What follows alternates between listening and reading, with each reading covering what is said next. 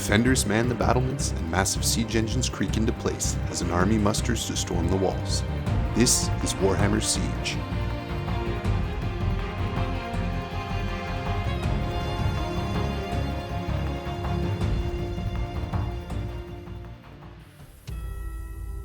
In the world of fantasy battles and ancient warfare, there's no event more climactic than a siege. There's a reason why the finale of 2 of the Lord of the Rings movies center around a siege. There's something fantastically dramatic about one army pinned in behind massive walls while another tries to break in and destroy them. There's a tension, a pressure that steadily builds and then either breaks with the final collapse of the castle or the lifting of the siege with a final battle outside the castle walls. And yet, this entire aspect of warfare is strangely absent from modern Warhammer. But that wasn't always the case. Released in 1988, the first Warhammer Siege supplement provided 140 pages of rules for players to make their own siege games, with detailed rules for deployment, scenarios, siege engines, defensive weapons, and so much more. This book is one of the jewels of my collection. It's an absolute treasure trove of amazing artwork and fantastic pictures of miniatures, dioramas, and siege games being played. The cover artwork is by Ian Miller, who, if you don't know, is one of the greatest fantasy illustrators of all time. This is the sort of artwork that you can just cherish and appreciate, and it's well worth it to take a moment to just soak in some of the exquisite details. Look over here, for example, where the besieging orcs have built up some sort of encircling fortification, roughly braced together with hundreds of timbers and topped with tiny hunchbacked spear-wielding defenders. Or down here, where once you squint closely enough, you can see that each tiny stroke of the pen suggests a man-sized figure scaling a makeshift approach to these massive walls. They're dragging what appears to be a gigantic battering ram, and you begin to realize that there are thousands, if not tens of thousands of orcs with dozens of siege towers and rams, and there are so many imaginative and evocative ideas here, from armor design to siegecraft techniques. It's like a fire hose of creative energy flowing directly into your brain. And I haven't even opened the book yet. Inside, there is a fantastically granular set of rules written by the legendary Rick Priestley, who's widely hailed as one of the greatest rules writers of all time. Of course, there is a ton more exquisite artwork, and one of the things that I really like, which I wish they would go back to, is that each piece of artwork is labeled with the initials of the artist who did it, and there is a glossary of these artists at the beginning of the book. I wish they would go back to doing this because it's just really cool. Many of these art pieces are what I would call fantasy architecture ideas. They're not explicitly a siege, but they're really cool fantasy buildings, and then your mind sort of has to do the work of imagining it being besieged. I like when something's left to the imagination. So when I say the rules are granular, I mean there are all kinds of diagrams segmenting out the castle into different functions. There are rules for dungeon crawling through different types of rooms. There's all kinds of dense and interesting stuff that gives you tons of ideas. Many of the ideas and concepts work with what was a new model at the time, the Mighty Fortress. This was a set of walls and towers made from expanded polystyrene, and while the model is no doubt a classic, I'm just going to say it. Expanded polystyrene kind of sucks. For those who don't know, it's a styrofoam made from pellets that expand into shape when heated with pressurized steam. It's commonly used for packaging inserts. If you're watching this on a computer or TV, there's a good chance the screen you're watching it on came packed in this stuff, and while it's a lightweight material, it's not particularly durable, and it has this telltale texture which I personally really dislike. You can see it in some of these photos here, which is, to be honest, kind of charming. There was another Warhammer Siege supplement released in 1998. This one here, during what was the 5th edition of Warhammer Fantasy. What I really love about this one is they've made fortresses for almost all of the different factions. So there's a Lizardmen fortress, an Orc fortress, there's Elf fortresses, Bretonnian fortresses, and they have little illustrations that give you ideas to make some of the ones that they didn't make. There's also this picture of young Thomas Pyronen with a ponytail, which totally rules. This one in particular I find so weird and funny, but also really cool. At the time, Vampire Counts and Tomb Kings were one faction called Undead, and so instead of telling you how to make like some undead walls, they say, oh no, the undead's walls would have long ago crumbled to dust. Their fortresses are underground, accessed by deep shafts. Like, what? I guess you'd have to make some sort of subterranean dungeon crawl scenario. This is what I love about this stuff. They'd have these impractical ideas and they'd just be like, yeah, here's an idea, run with it. Instead of sort of spelling everything out and making sure it's play tested and stuff. They just threw a lot of stuff at the wall. I think it's so much more fun. And still, despite these 2 incredible siege supplements, everything siege related from siege towers to mantlets was seemingly handmade from balsa wood, sticks, bits of card, and whatever else was handy. Now, I've dipped my toe into making my own engines of war from scratch before, when I made this Skaven Plague Furnace. I used a bunch of leftover parts from the Screaming Bell kit, but mostly I found I was able to make classic-looking wheels and timber frame construction using common crafting materials.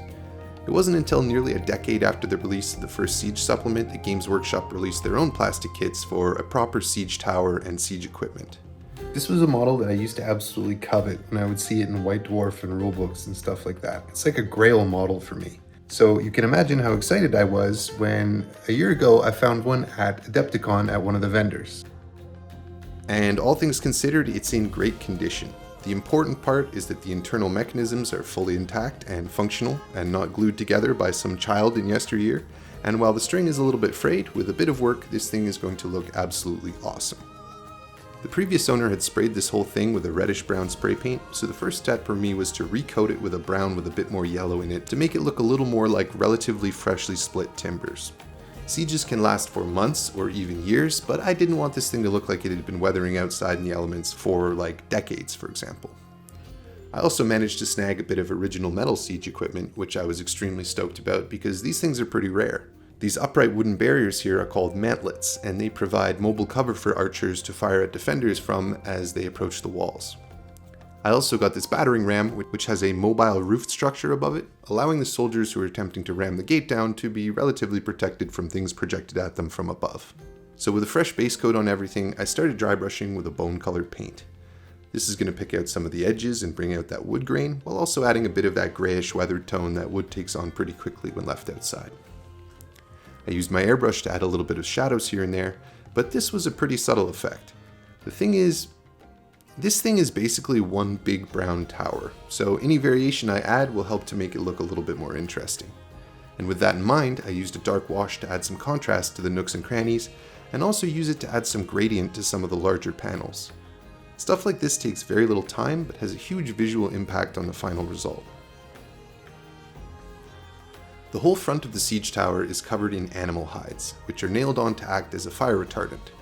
Animal skins are naturally very good protection against fire as they contain a high moisture content and have natural insulative properties.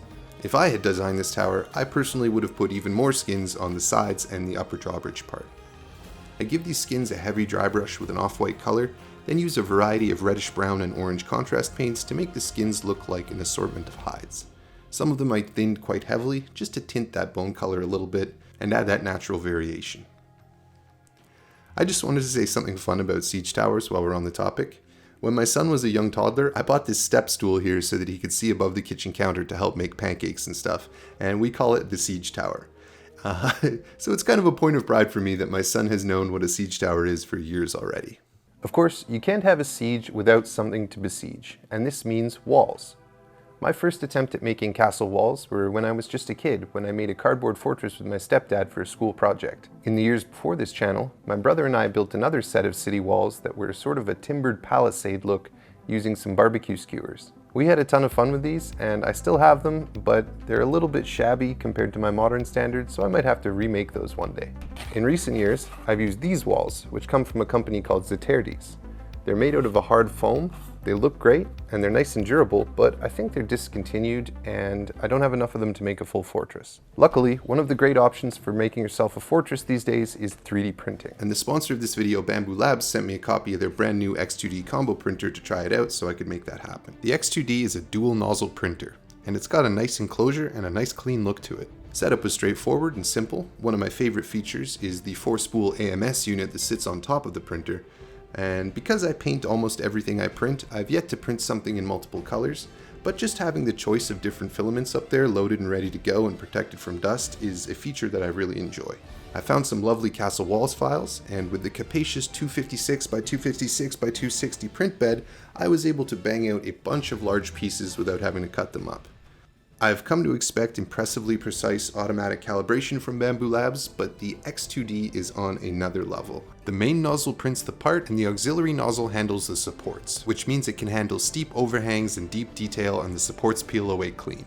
There's something so deeply satisfying about coming downstairs in the morning and seeing a perfect finished print waiting in this thing. So I may have gone a little bit overboard with the printing. As many of you know, I just had my second child, so I'm pretty sleep deprived, and with other projects on the go, I didn't have forever to paint these things. So I opted for a pretty simple rattle can based paint job and started blasting everything with black primer, making sure to hit all of the nooks and crannies from underneath. With that done, I stood everything up and hit them with a medium heavy dusting from a downward angle of dark gray paint. Finally, from a similar angle, I gave them a very light dusting with a lighter gray paint, allowing the paint to spatter a little bit, giving some natural variation and speckles to the stones. The result was a pretty impressive stone color that came together incredibly quickly. You can see also there's this wooden parapet detail behind the crenellations up here, so I painted these wooded planks in the same way that I painted the siege tower earlier on. Because these items will be used together, this will tie everything in nicely. I was particularly stoked with these towers and gatehouses, and this one in particular has both a movable portcullis and a drawbridge. I threaded some miniature chains into place on these parts and attached them to the built-in mechanism. This was finicky as can be, and much swearing was involved, but in the end I got a fully functional drawbridge and portcullis which just rules so hard. This thing is awesome, and I can't stop playing with it. So if you want to print your own castle, check out the Bamboo Labs X2D with my link in the description below. I think the results speak for themselves. So thank you Bamboo Labs for sending that over and sponsoring this video. So now that I finally have the setup to do siege scenarios, it's time to play some games. Now, I have a preference for playing Warhammer the Old World with my fantasy miniatures, and there are no rules for Warhammer Siege in Warhammer the Old World, as I mentioned before. The original Warhammer Siege supplement called for a Games Master, which is to say a third party who's not taking part in the battle, who runs the game smoothly, making sure things are fair, adjudicating things, and deciding things that happen. Whenever a game requires a Games Master, it's a pretty strong sign that it's not perfectly balanced, which is just the way I like it. If I want to play a perfectly balanced game, I'll play chess. And even chess, there's a pretty big advantage to the player who plays as white. So, what are we even talking about here? The point is, the vibes are absolutely incredible. Siege towers are cool as hell, battering rams are cool as hell, drawbridges, of course, one of the coolest things probably to have ever been invented. If you can get all those things onto the table at once, I don't know how you're not going to have a good time. Luckily, Val from the Square-Based podcast has agreed to play a game with me, and he and I have been going back and forth about making some rules to play a siege scenario, so that'll be coming down the pipeline pretty soon. Val's actually been bugging me to do it for over a year now, and between moving and having a kid, I've been stringing him along, and I'm sure you Titan fans know what that's like. But we'll get there, we'll get there. I hope you guys enjoyed this video as much as I enjoyed making it. Huge thank you to all my patrons for their continued support, and thanks for tuning in. We'll see you next time on Eric's Hobby Workshop.